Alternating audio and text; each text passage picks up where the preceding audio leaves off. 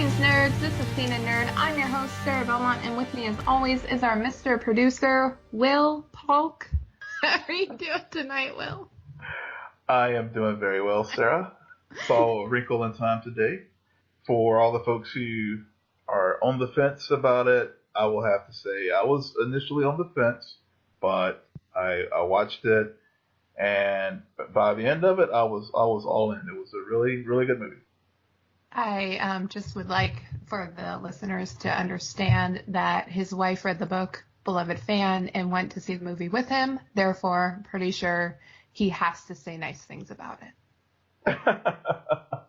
No, I'm just saying, I've connected the dots, Will. You connected the dots. No connection to dots there, Sarah. It was true. Mm-hmm. I went in, like, even during it, I was like, there were a few moments where at the beginning where I was like, I'm not sure about this, but yeah, it was good. It was good.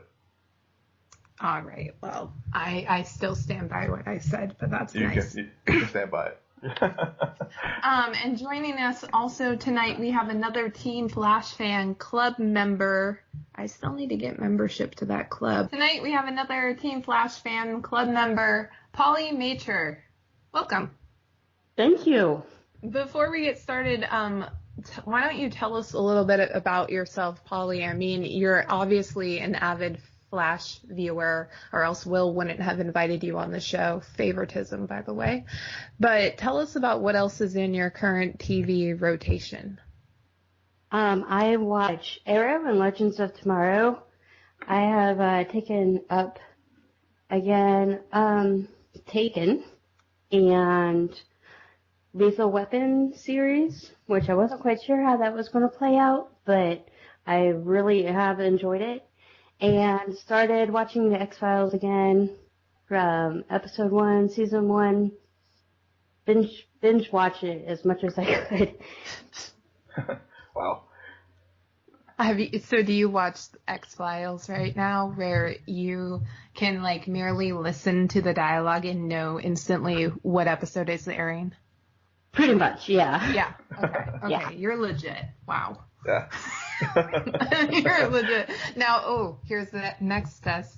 When you're in a regular conversation, do you find yourself in your mind mentally like making note of how something they said could be insinuated as a reference to the X-Files? Yes. Oh my! Unfortunately, wow. Yeah. I bow down to you. Yes. Yeah. Well, so I feel like and I could be wrong about this, but out of all the shows you listed, I got a sense that you're very loyal to the Fox network. I don't know if you figured that out yet, but I did. Unfortunately, what it is I can't watch things usually at real time.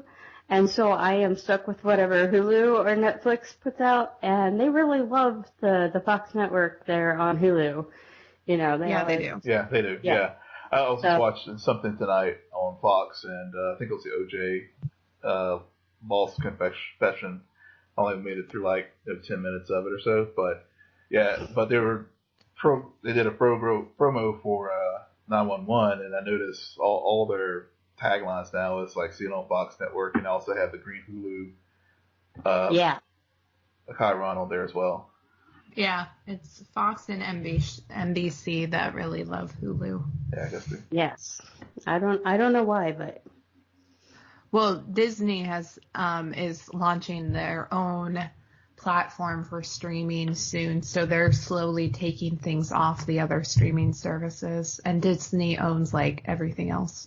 Yeah, of course. Yeah. So it's all about competition and being able to be the next Netflix. Right. But speaking of real time, let's talk about Flash time. Let's do that. Transition of the night. Okay, so Flash time, guys. Polly, why don't you tell us about what you thought about Enter Flash Time? I honestly thought it was the best that they have done since the crossover. Yeah, it had some faults, but it was, all in all, very good.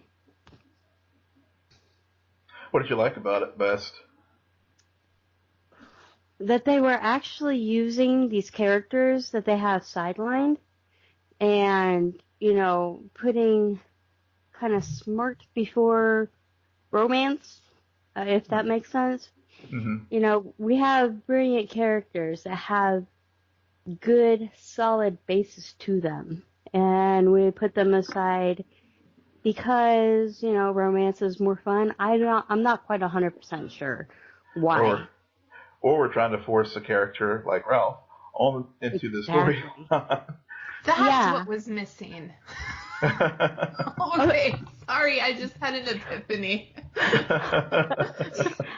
The whole deal that I didn't understand about Ralph was he's supposed to be like, they're supposed to be protecting him from DeVoe, and he's not in this whole show, and all you get is some smirky remark saying, oh, he's downstairs. And I can't remember who said it, but I'm like, yeah, he should stay downstairs. Not doing a very good job watching him. He should stay downstairs, by the way. Just saying. The whole thing, yeah. Huh? Wait a second. What is going on here? During the pre-show, we talked about politeness and etiquette during reviews, you guys. That went downhill very quickly, might I add. I am sorry. For every negative thing you say about Ralph, you have to say one positive thing. One positive thing about Ralph. Well, he does have a nice costume. Yes, now he does. Yeah. I totally set you guys up to say, he wasn't in this episode. Thank you so much. I don't know. So, Will, what about you? I mean, you're very positive about this episode. Yeah, I have to agree with Polly. It was definitely probably the best episode since the crossover. Probably one of the top 2 episodes of this season. And what worked about it, we touched on some a little bit. I think the other thing that worked about it was we had some real stakes this time. And I even during the show, I made a note that the nuclear device was actually more interesting a villain than DeVoe at this point. Yes. Because they've diluted, and we talked about this in last week with Lacey, they've diluted the character villain so much that the fangs have been removed from DeVoe. And so this week was just refreshing because even though you had the West Island romance going, right, you brought back Cisco. I felt Cisco has been completely sidelined this whole season. Me and for too. once, he was Cisco again. And Caitlin, Killer Frost, I think they are finally are starting making their peace with that character and merging their whatever they decided to do with how they decided to change her from season 3 to season 4. But always good to see Jay Garrick back. Always good to see Jesse Quick. So they integrated those secondary characters into the story, but in a way that was real to the characters and not sort of some of these sidebars that we've gotten off to at certain points this season. So you brought up Caitlin and Killer Frost. So at the end of the episode, why is it so startling of a revelation that for the first time Caitlin remembers what Killer Frost said and did? Because we've been all over. Well, I'll let Polly go first. Okay. Well, thank you. I don't know if it was directed to me or not, but Polly, you go first. Okay. The whole thing was one couldn't remember the other. We had this whole, Dr. Jekyll, Mr. Hyde thing going on that I'm not quite sure why they went that route, but they did. I believe that the moment of caring that Killer Frost was finally not selfish and said, make sure you save Kat, that made a bond between like the mental stasis of what they were going through.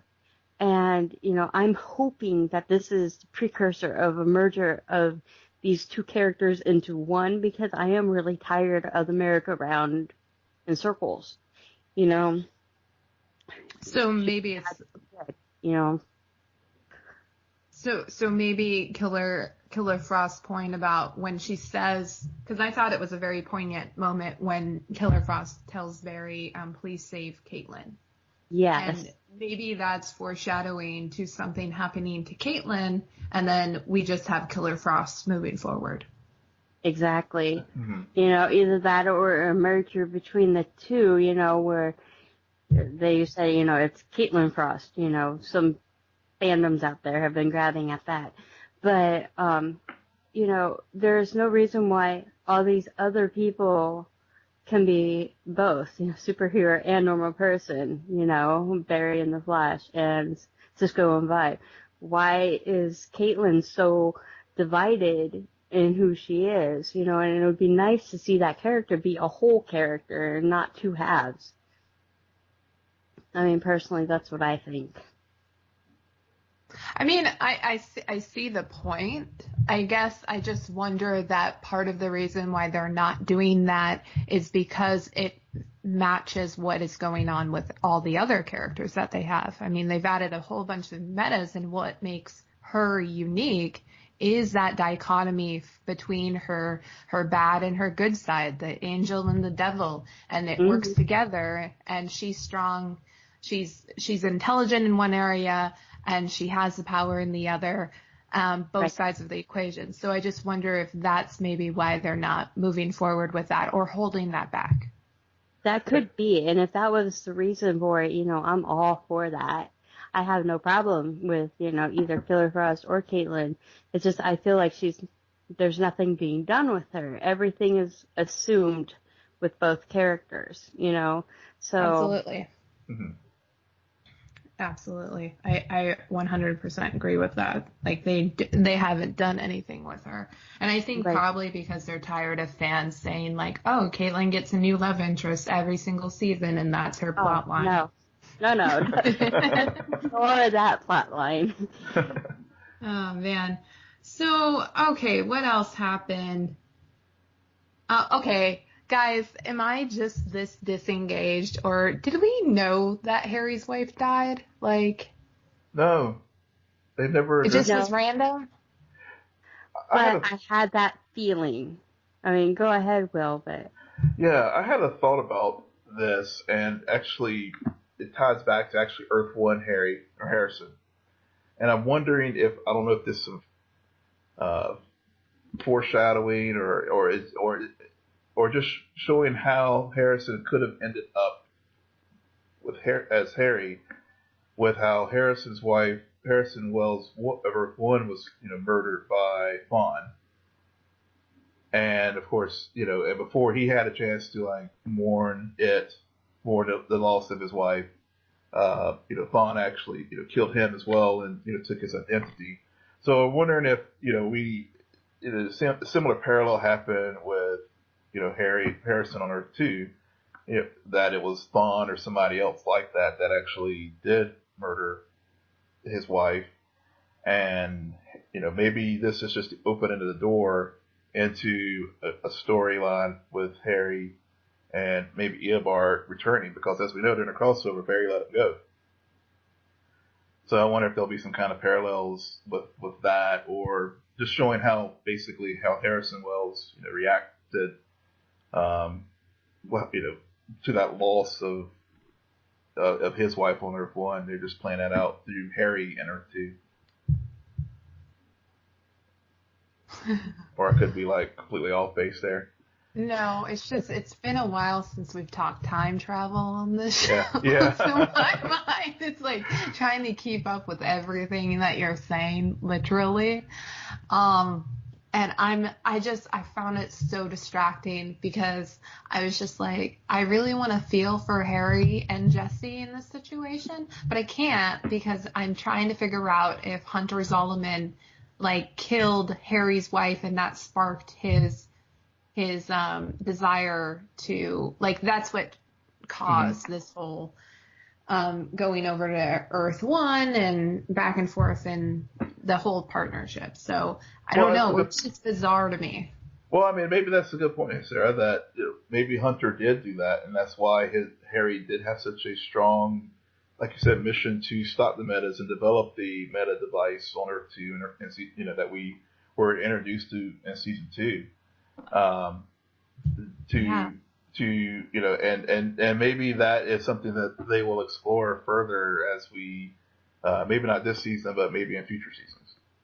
Right, but I just, if that is the case, then I don't know what happened in season 3 to where Harry was completely over his wife's death. I don't know why they jumped a season to make it very important. Well, season 3 he was just trying to keep Jesse and Wally separate, so that's where all his energies went to. Yeah. I would say that the whole time I was waiting for them to show a flashback and for Harry's wife to be Cecile on Earth 2. Oh my goodness. Oh, that would be weird. That's my only explanation for what happened last episode with their weird. I don't quite understand. I mean, I wouldn't put those two as friends personally, but if what you're saying is true, that would actually make sense, and that I would be like, oh, I never even thought about it. And then that's not Joe's kid. No, I took it too far. I'm going to hold back. Well, back up. We do that sometimes. Playing in the multiverse, anything can happen. Exactly. Oh, and then so the weird girl came back. Yes. And so now are they trying to get us to think that she's a little evil, or I don't know. That was a very awkward line to camera that was delivered at the very last moment of the episode. I agree. Yeah. I mean, I had to go through and I actually watched just the episode part where she was in every one. And honestly, if you look at it, you could actually see a little bit of evil if you used your imagination. As she's walking away from Barry at his wedding, it's very slight, but it almost looks like she rolls her eyes like, oh my God, I just had to talk to him. And then in the next one where she meets Ralph and Cisco, she kind of gave a little smirk. Now, I thought, I just talked to these people that they don't know who I am type of smirk, Right. But it could have been taken a different way. And then this last one, I'm like, I don't think she's 100% good. But, I mean, I could be wrong. It could have just been, innocent, or it could have been to throw you off on who she is. Because, I feel very played right now with this mystery girl. Yes. She comes and goes as she pleases, Will. Mm-hmm. She says weird things to camera. She does. She wants to get to know these people, and yet she's holding so much back. And also, why isn't anybody comparing notes? Hey, I met a random girl in Jitters. Hey, I did too. That's what I was wondering. I met this. Yeah, Barry's like, I met this girl at the wedding. That was, weird. Yeah, that's. You think, it would just come up over donuts and coffee one day. It's like, did you guys see that weird girl that was here that one time? Exactly. I mean, basically, they spend their lives at even Jitters or Star Lab, so surely someone, notices this little barista who, shows up at random places. Or you kind of there's this girl random times. Give me water at my wedding, and she was, way too bubbly, or, anything. Yeah. But I guess not. Way too bubbly. That was pretty good. You caught my pun. I'm so proud of you. Oh, man. Anything else about Flash? So, let's tie this mystery girl. Do you think it's possibly the girl that Jay is going to go train? Or has been training? Oh, I thought that was a hint that was Iris. See, on Earth 3. I don't think that's Iris, and I don't think it's Mystery Girl here. I'm not quite sure who it is, but I really hope that they introduce us to her, you know. I'm not sure. Yeah, I thought possibly it could maybe be Jenny Ognotz, as far as yeah, if they wanted to introduce her that way. And of course, the other prevailing theory is like somehow it's Dawn, but Alan, but you know that again involves time travel. So, which Barry made it very clear in this episode: no time travel ever. No time travel. So yeah, and I thought some folks thought some things I actually read out there. People thought it was Jesse, which I'm like, Jesse doesn't need to be trained at this point. I saw that too. I was like, oh, why would you retrain a Flash to be the Flash? Yeah. You know? Yeah. Well, it's a different Earth. True, but I mean, the way Jay delivered that line, it was almost where he's found a new speedster who needs to be seasoned, where is trained, where Jessie is clearly not. I mean, she's been a speedster now for 2 years. Yeah, and she's already been Flash on another Earth, so. Okay. Yeah, so I think, so I was thinking maybe somehow it could be Mystery Girl, or as I said, given that the Legion has been introduced on Supergirl and Jenny Ognotz is a member of the Legion, maybe that's a way they can build to tie up the crossover for next year, or have even though she's the Alan Berry's granddaughter, maybe some weird quirk in the multiverse space-time continuum, she ended up on Earth 3. Well, I mean, Barry's messed with it enough that, anything's possible at this point. Except he couldn't take the moment to mess with it this time around, even though I feel like he had the biggest motive to do it in the... Yeah. Like, out of all... Well, I mean, the tidal wave in season 1 was pretty big, so... But I felt like this was on par. It was, but I think it shows the growth of Barry over the last 4 years. Yeah. Because young Barry years ago would have done that without a second thought. But now he's learned from Flashpoint, don't mess with the timeline. Don't mess with the timeline. Right. So, I have a sneaky feeling that at the end of the season, it's going to all be about trying to undo with what happened with Flashpoint. Like, in a weird way, it's going to all circle back to that. I don't know why. Well, because they really didn't handle that well at all during season 3, and it would be a good way if we're, that the Flashpoint never really did end. And this is sort of a way to, like you said, undo all that. All right.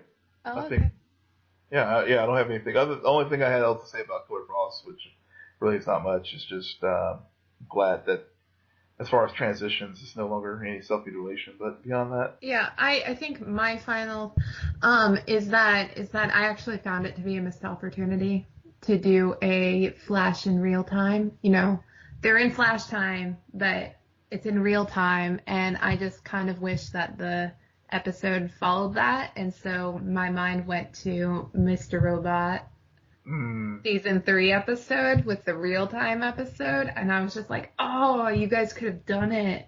You had the right setup and everything.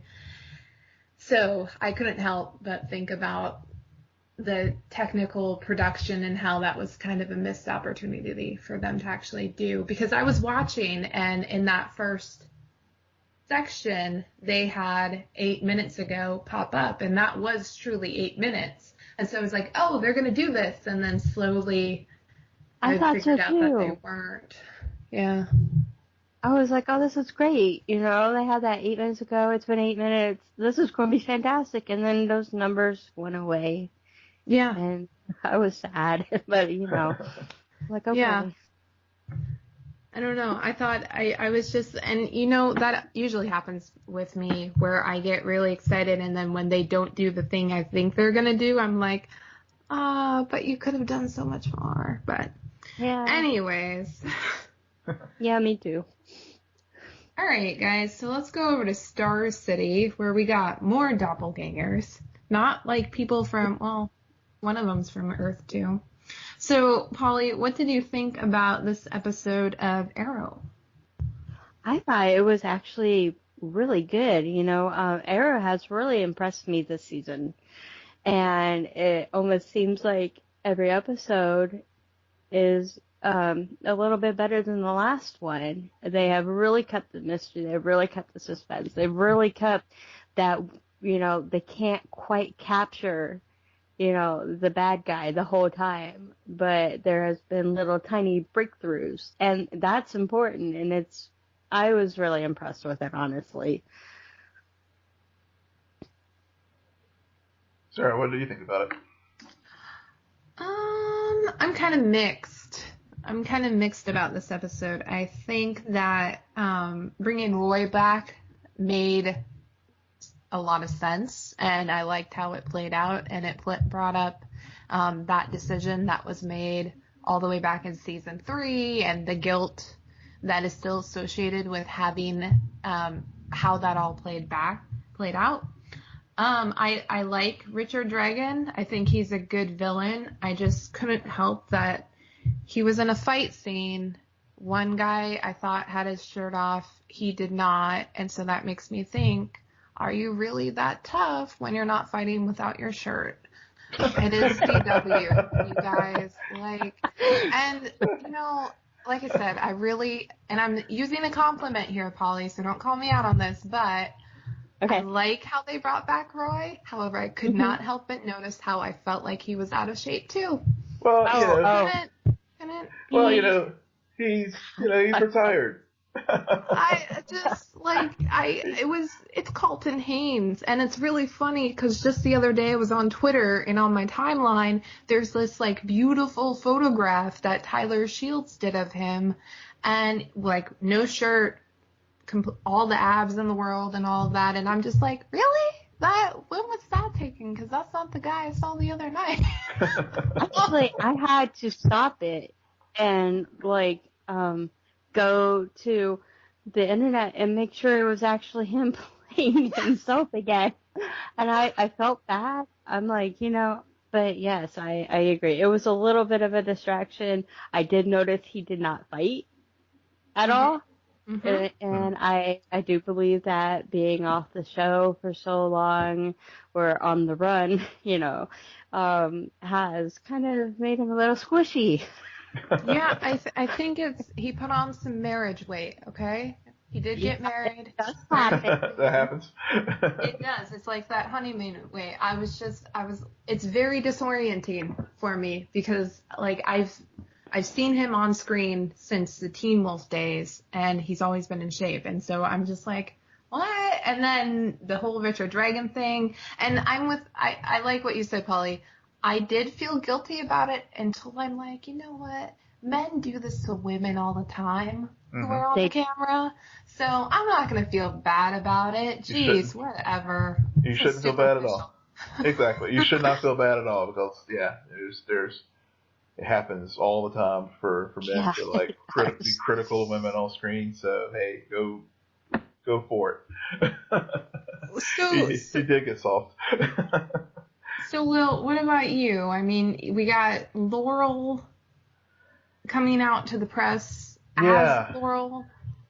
Yeah. So that part of it, I liked it, but I didn't like it. And I liked it in the sense that it was very. They have done a very good job of making Black Siren just so much more interesting a character than the original Laurel. But I didn't like it in the sense that it started getting to. I thought it was leaning into this redemption arc that we were so worried about with this character. But at the end of the episode, my fear was misfounded, thankfully. But a little.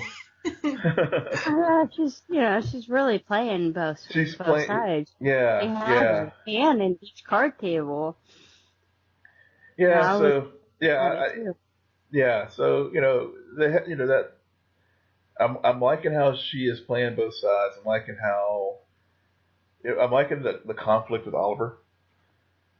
because he is trying to remind himself at every turn that this is not Laurel, and especially juxtaposed with him being now married with Felicity, and trying to be. You think that they have finally resolved all those issues, but yeah, it's still kind of hanging around out there. But what issue? I mean, just whether if Oliver still has like some candle in his eye for Laurel in some measure. I think it goes back to what was said when they first introduced Black Siren into this into Star City is that what's there is him trying to save this version of her because he feels like all the guilt for her death to begin with. Yeah, and so maybe he's like it's more of his own redemption. Mm-hmm. But like I enjoyed the episode. I think to Polly's point, I felt overall season 6 of Arrow has been very consistently good. I just don't want you jumping ships on me, Will. I'm not jumping ships. You go to Lulliver, I will. No, I'm not. Do not worry. I am never going. Don't worry about that. I am safely on the Olicity. Like I can distinguish between the comic book and the TV show, so you don't have to worry about that. Yeah. Okay, I understand it's its own entity, and I'm fine with that. Some people really have that problem. Well, no. He was supposed to Black Fire. That's, I'm like, but it's okay. It's okay. You just want to hold their hand and tell them it will be okay. Oh man, my biggest I actually liked how that first few minutes played out, and I thought that was a really smart move, and I like how much of a survivalist mentality Black Siren has right now. And it's very calculated what she did, and I thought it was kind of genius and made a lot of sense. I'm surprised that they haven't played that before. Like, that's really what I was thinking. I'm like, wow, why is it taking us like season 6 episode 15 for her to play that card? She could have played it a long time ago. And then the more I think about it, the more ridiculous this all is, because when she's out there as Black Siren, she does not have a mask. It is clearly Laurel Lance. So I don't know if anybody witnesses her, like, outside of the Arrow team, if she's really that good living in the shadows. But, man, they're a police force. I'm sorry, Dinah. It was really bad. Yeah. Or maybe it's the sonic vibrations, or that whatever she does to the siren cry, it just it messes with the ability for the folks to get a good clean look at her. Whatever excuse you want to throw out there, Will. However you want to explain that, go right ahead. Because she has a lot of monologues before she lets that scream out. So true. But it's always in the shadows. So maybe it's the Earth 2 vibration. Who knows? Maybe. Yeah, maybe they can't focus on her. Yeah. Oh. Yeah. And this was finally a Speedy-centric episode. I mean, speaking of focus, which I thought was interesting. Did you guys like that, or are there reasons why we don't have many Speedy-centric episodes? Like, what is your take? Either one. I was okay. It didn't bother me. It was actually good to see Speedy Thea to have something to do other than just like talk to Oliver in the mayor's office about whatever latest political crisis is going on in the city. So it was a nice, to your point earlier about callbacks to earlier seasons. It was good to see that again. I have to agree. I like seeing her, fighting again. Not saying that, playing little secretary to your big brother is not exciting, but it's not. And I really enjoy, seeing her back at Speedy, and, I really enjoyed it. What about you, Sarah? I love that transition moment that they used when she's in the arrow cave grabbing the bow, and then they transition to her fully decked out and on the roof with her arrow. I thought that was great. And more importantly, I just like how this allowed them to be siblings on screen again in a weird way. Like, I felt like this is the first time we're really seeing them interact this season. Yeah, she's hanging out in the mayor office, but usually that's clouded by whatever's going on with Quentin at the time. So it's not really a Thea Oliver moment so much as a Thea Quentin moment or a Thea and Renee moment. So I finally felt like that scene between them in the arrow cave was really good. And it seems like we're going to get another one when they return in a few weeks, with how they ended this episode with that the League of Assassins is back and they're trying to take out the heir to Ra's al Ghul, who was Malcolm Merlyn, i.e. her dad. And really interesting stuff happening, which means Katrina Law is back. She's back, yep. Did see that, yeah. Saw that Yeah, I mean, I think this season, as I said earlier, has been very, overall, consistently a very good, solid season 6 for Arrow. Okay, the last thing I wanted to bring up before we jump over to Black Lightning is the very small but still poignant interactions between Diggle and Oliver in the episode. Like, they're calling back a lot to how Diggle wants to be the Green Arrow. Do you guys ever think that there's a chance Oliver's going to give up being the Green Arrow? No. No, I don't. I'm sorry, but, he's going to have to get used to that face mask, because I don't think Oliver is ever going to give up being the Green Arrow. Unless something happens again where he is, brought to light that he is.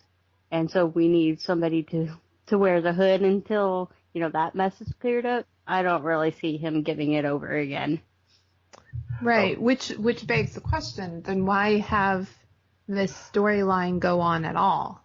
Well, I think what I was going to say is I think Dragon is going to force the issue. I mean, I think it is building to that point where he's going to get outed this season again. And it's going to stick this time. So if that were to happen, then yes, then Diggle could don the hood again. But beyond that, I think obviously long term Oliver will be the Arrow, but I could see a scenario where Diggle will don the hood again. Yeah, it's kind of interesting, but I'm tired of the, hey, you be the hood, no, you be the hood, no, you be the hood, no, just have one hood, Yeah. Let's just keep it with one person. Right. Oh, okay, so Diggle on Monday, Wednesdays, and Fridays, you are the Arrow. On Tuesday, Thursday, and Sunday, I'll go out on the street. Yeah, as long as Oliver's the hood on Thursdays, we'll be fine. Yeah. Right. It'll be all good. Yep. That's the important thing. Sharing is caring. Exactly. Oh, man. All right, guys. Let's head over to Black Lightning, who had very eventful episode. Villains and people are dying, and I still am lost as to what's really going on. Will, can you please explain to me what all happened this episode? Oh, boy. Where do I begin? Well, so we got the ramifications of what happened last week, which was Jefferson finding out that Anissa has become a vigilante, and how the Pierce family is going through those challenges. Not to mention that they still haven't figured out that Jennifer has powers. No, but they teased it for a future one. Right. yeah, so you have that going on, and then of course you have Gambi is and Lady Eve, their side story, which now looks like we won't fully get to learn about because at the end of the episode she was just off in a way that I was like, wow, okay. I didn't see that coming so soon. I mean, that Tobias was going to and his team was going to rid themselves of her because they were just so worried about other forces, possibly coming to take him out. But I guess so. You had that going on. You had whereas the show does the only metas that we know of so far in the show are the Pierces, and it looks like Tobias is some kind of enhanced being. I don't know if he's a full meta, but he definitely has some meta qualities.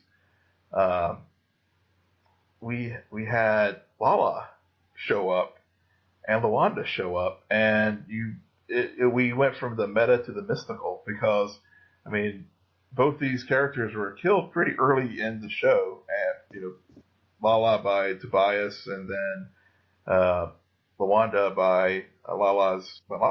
Yeah, it was just a lot going on in this episode, but again, this show has been it's had a very strong first season, just like The Flash did. Polly, how are you liking Black Lightning this season? I cannot watch Black Lightning, so I did watch the first episode, and I believe that it's a good, strong episode, and I mean I really love the character development and everything in it. But unfortunately, that was the last episode that I was able to watch. What was it about? Because I've seen you talk a little bit on Twitter about some of the reasons why it hasn't made it into your lineup. Can you expand on that some here this evening? Or Yeah, of course. I have an 8-year-old girl, and her name is Michelle, and she absolutely loves superhero shows. So anytime she hears any kind of theme song or the startup of anything, that sounds like it could be superhero-ish, she will be right there. And unfortunately, Black Lightning is not meant for her age. Yeah. And she loved it. She was sitting there transfixed, and I'm like, oh boy, But I mean, it's a good message. It's a good, solid show. It's just unfortunately not for her age group, and she is always right there. And anytime there's a superhero on TV, she magically appears, and she's so interested in it. So hopefully in a couple years, we can go back and we can start it from episode 2 and watch the whole thing. But as for now, that show is out of my lineup. Got it. No, that makes sense. It is kind of more mature. It is. I was saying that especially with what Lady Eve was doing with the bodies, so she basically is behind the whole resurrection of Lala. Yeah. Okay. Yeah, that's what I gathered. She was behind that, but also, when Lala was resurrected, he had that vision of Lawanda and what he did to behind the murder of her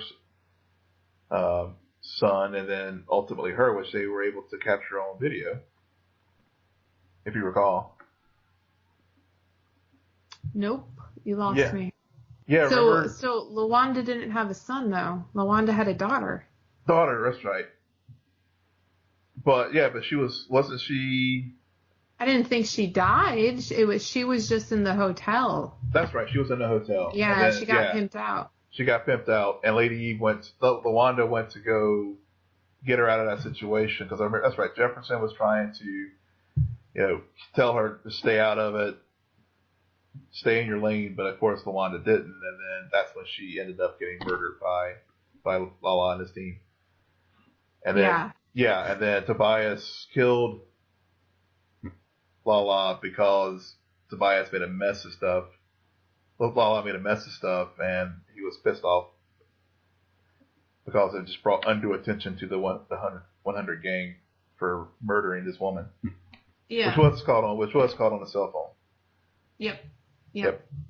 See, that's probably why when I finished watching this episode, I'm just like, wait, what is going on? Because so much has happened between episode 2 and episode 7, and there's a lot of bodies that are dying and now coming back and being mutilated, and there's just, and then there's a family drama, which is light and fluffy, and you're kind of like, it's a good balance there.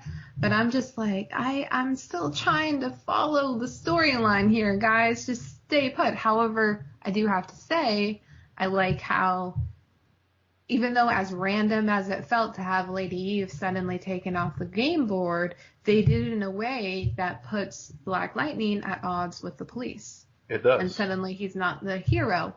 Yep. Maybe it's because I'm also dealing with a Jessica Jones season 2 binge that felt so familiar to me. I'm just like, yeah, I've seen this before. Yeah, we've seen that happen before, but yeah, it's they haven't done on this show though. Nope. Everything else.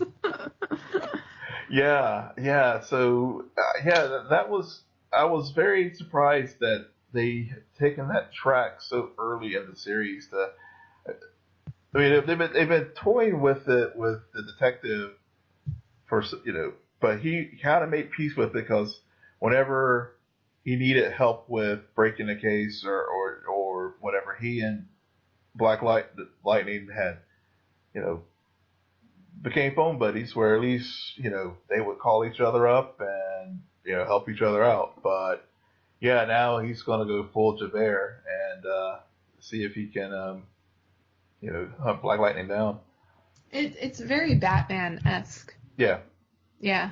It's that same relationship, like, okay, you're on my team, now I have to hunt you, and the back and forth, and yeah, it feels, anytime they bring up that dynamic, it reminded me so much of watching Arrow season 1, too, because they did a lot of that between Quentin and Oliver. Yeah. On both sides of it, and even Laurel to a degree.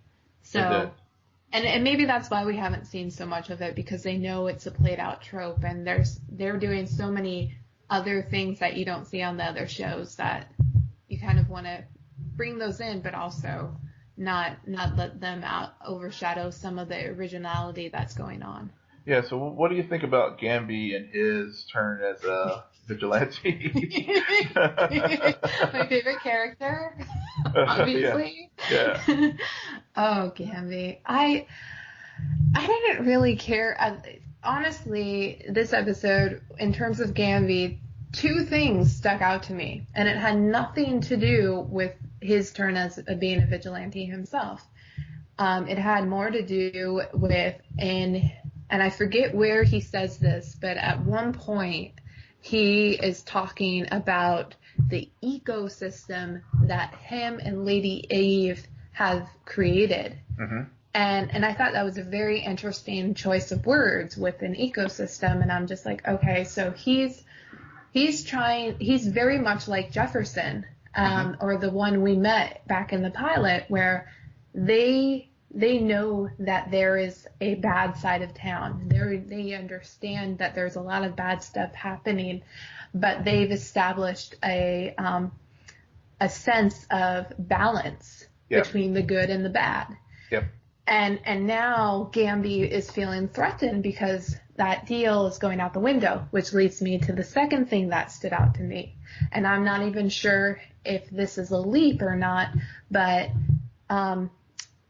it is said at one point in the show that, or Tobias and his sister are talking, and Tobias says that he cannot kill Lady Eve because he has to ask the Shadow Force first.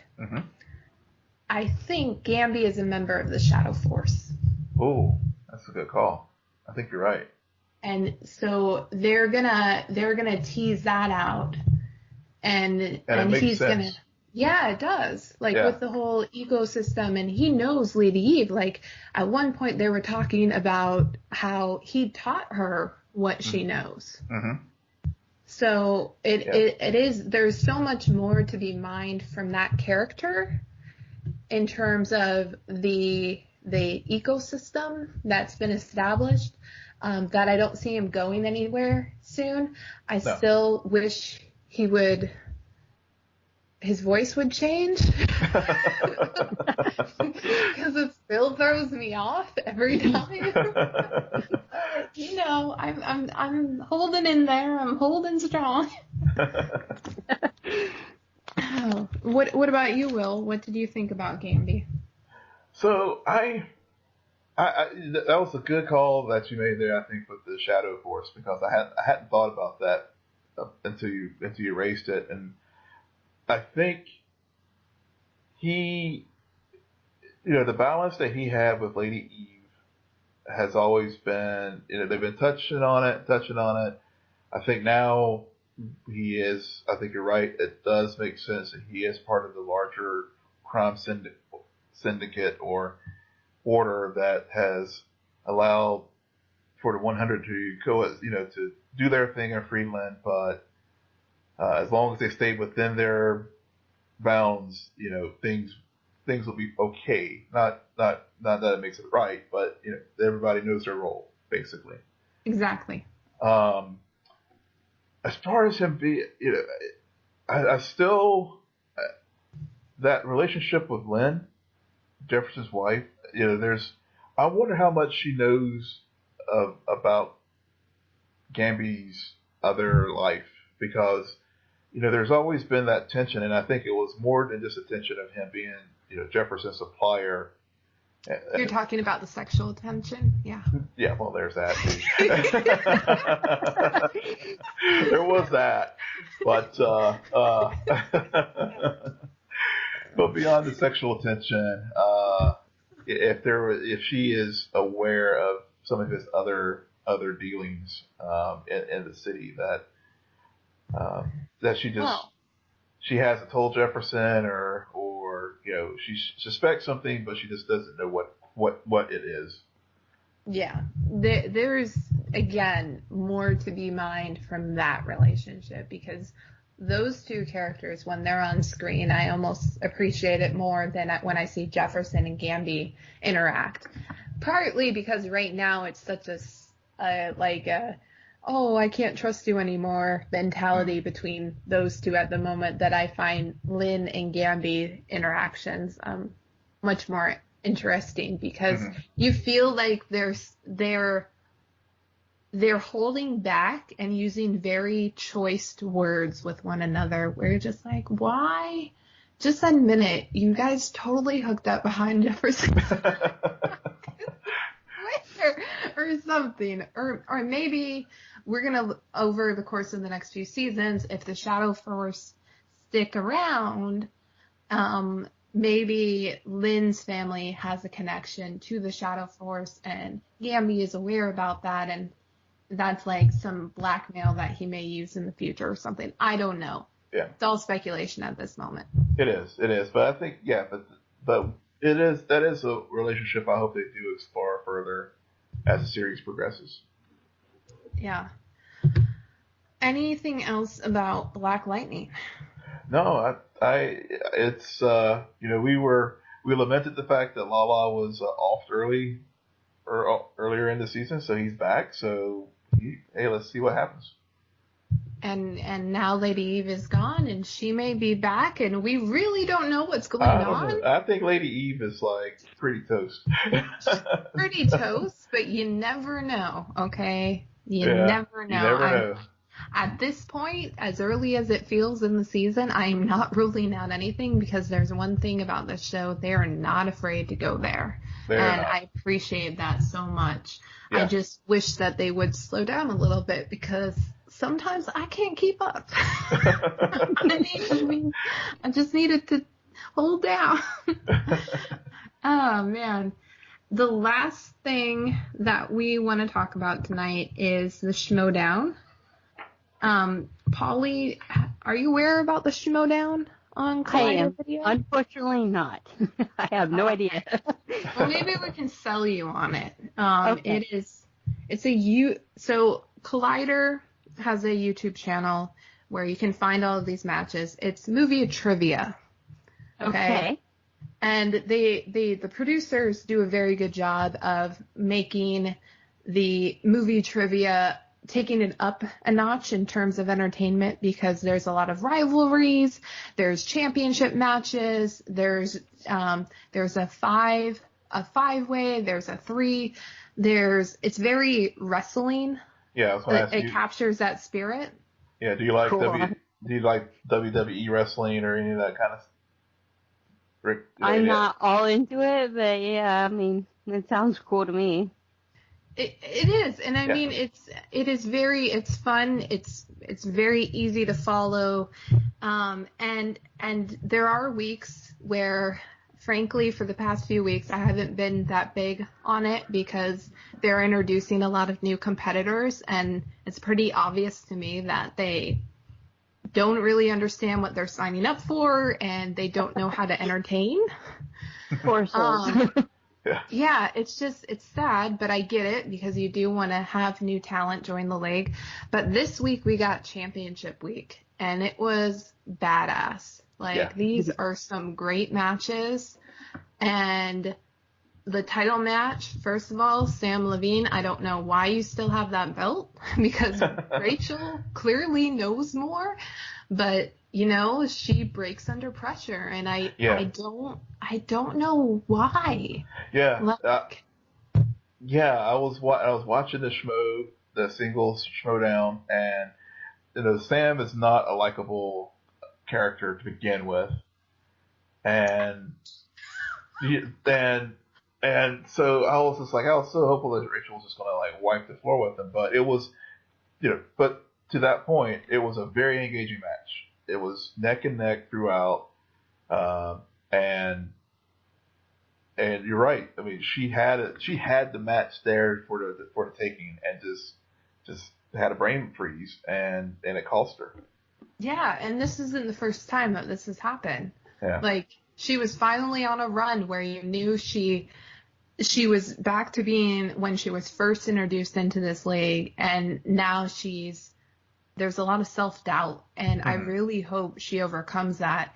And I'm really happy because they finally announced this week that her and Clark Wolf are joining up for the teams division, and will be the Shire Wolves. I like it. Lord of the Rings meets Game of Thrones. Yes. Very nice. Yes. So I think that they can do very well together because Clark Wolf knows her movie of trivia too. But, we need some new blood in the teams division because oh God. Okay. Yeah. This is the third time that these two teams have met. And, okay, you have top 10 and you have the Patriots. The Patriots win every single time. This is their 9th win in a row.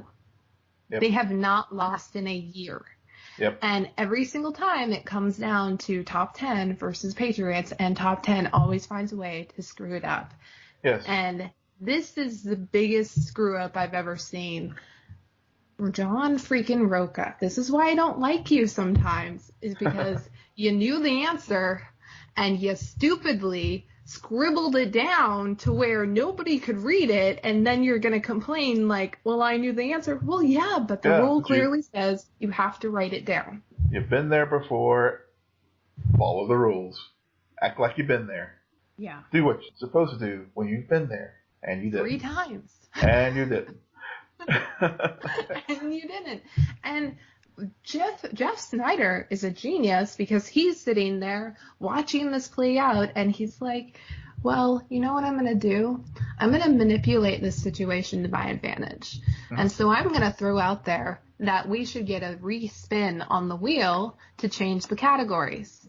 Yes. I was going to say, they lived up to the name Patriots in so many ways. just like the football counterparts of the New England Patriots years ago in 2002 with the crazy tuck rule and got a second chance. Mm-hmm. And and they manipulated the rules again tonight on the Schmoedown. Yeah. Yeah, he planted a seed, and I have no idea how Christian Harloff didn't realize that he was being manipulated, and was like, yeah, sure, we're just going to call it and not give top 10 the points and have a respin, which ultimately ended up in them missing out on any points and being -3. Mm-hmm.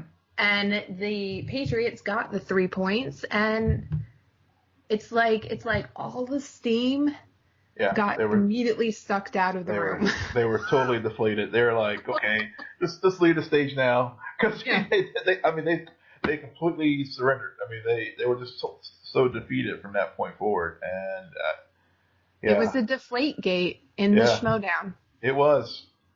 It was ridiculous, but a part of me, I'm at the point, Will, where I don't want them to get a rematch. I frankly don't, because I'm tired of seeing these two teams go at it. Yeah. And it's getting old. Like, the only reason why we're talking about it is because of the decision and not necessarily because of the rivalry. Yeah, the match itself, I mean, up to that point it had a good clip, but yeah, you're right. It was,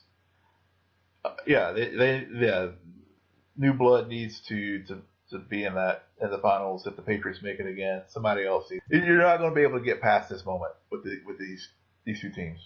Yeah. Well, it'll be interesting because this week they're going to have their live show, and JTE from the Patriots will be facing off against John Roca in a singles match.